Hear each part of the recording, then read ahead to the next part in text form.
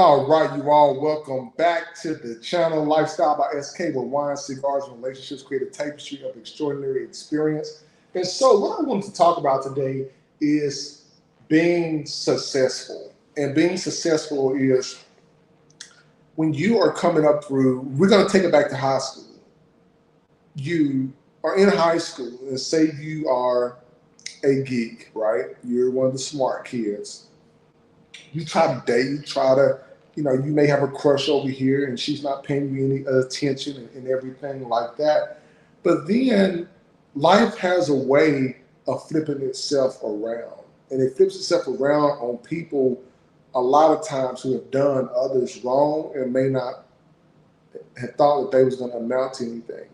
Then as you go on through the years, you realize that the people who were the geeks in school, which I know, because I've been at that point.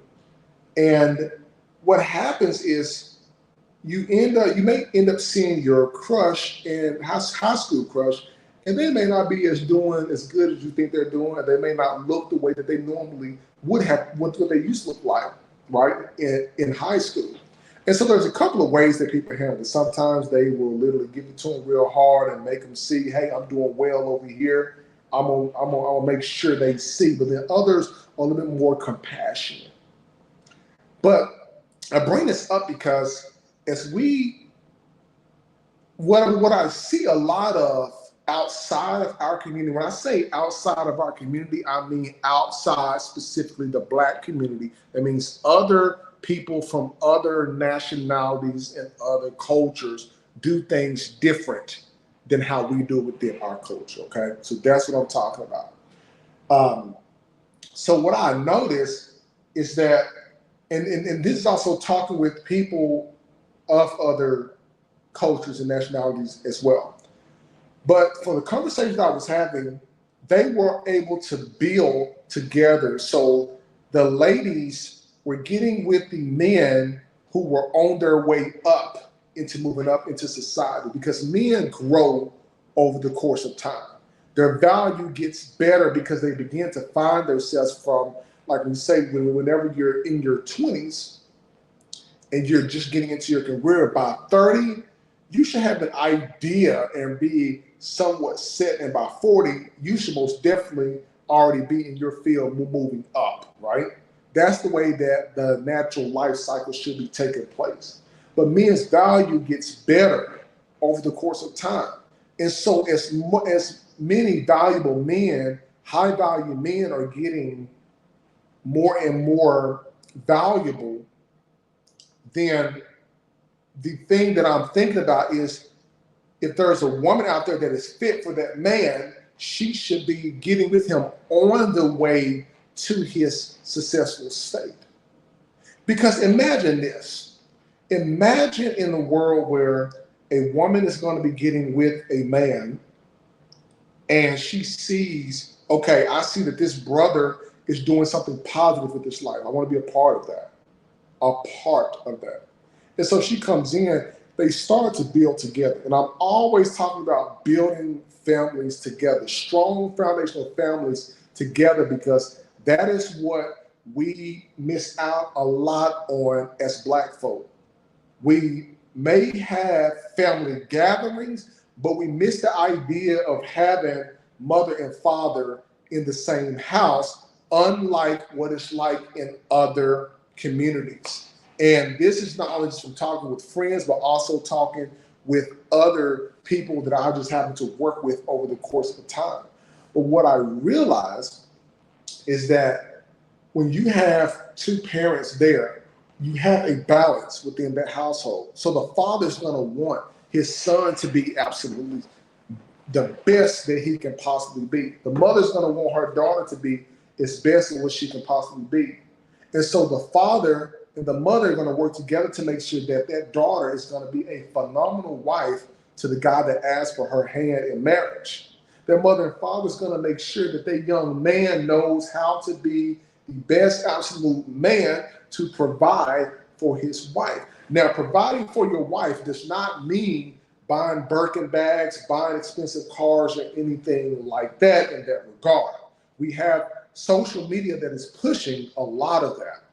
But what we definitely need is men that have strong backs that are going to protect their household to make sure that nothing bad or nothing causes a reverse relationship in their household. So I'm talking about our brothers out here who may be sanitation engineers picking up trash in a trash truck, to our brothers in the corporate executive suites. Brothers come in all different sizes and shapes. But what really motivates a brother is nothing like a brother being able to come home to a feminine woman that is going to have his back. They're going to have each other's back. She's going to see when her man needs something, she's going to take care of it. He's going to see that she's in need of something, he's going to take care of her. I have seen this through my own grandparents and great grandparents. The way that my grandfathers have taken care of my grandmas and made sure that they have, but I also have seen my grandmothers make sure that my grandfathers, from what I've seen, never had a meal not made. Just the basic things. And they may have done other things that I didn't have any idea about or never seen before. But imagine the just being able to come home, fellas, to peace. So this is where it starts to split off. I've heard brothers say that they much rather come home to peace with somebody of other backgrounds and nationalities. So let's go ahead and break that down. I've had brothers who specifically have told me, I don't want to come home to drama that I would normally have seen with black women. I much rather come home to a white woman. This has happened. I take no issue with like interracial relationships. If that's where that person fits, that's just where it fits. I've seen sisters as well. A lot of times I've seen sisters much more in a feminine state in non-black relationships than I have in black relationships. I just saw this just over the past a weekend at a football game. I was there, and I noticed there was this couple that was sitting there in front of me. Now I didn't know if that they were married or not, but they were definitely together. And she was super feminine to him, and he was, very quiet, very respectful. But I've seen it in more cases in that regard. And so it began to make me think, what are the basic necessities that a man is looking for? What are the basic necessities that a woman is looking for? What are some things that can be done in our own household that can make a person happy and want to do more? And this is not all. I'm speaking on the majority. I'm not speaking about the minority of the aspect. But imagine this. Imagine a man comes home and he sees that his woman is not happy for some reason. Maybe she had a hard day at work, and he knows that she loves massages and stuff like that, or he knows that she enjoys, going for a walk, whatever. Or she may like gifts, or she may like purses, for example, or whatever. If that man every once in a while decides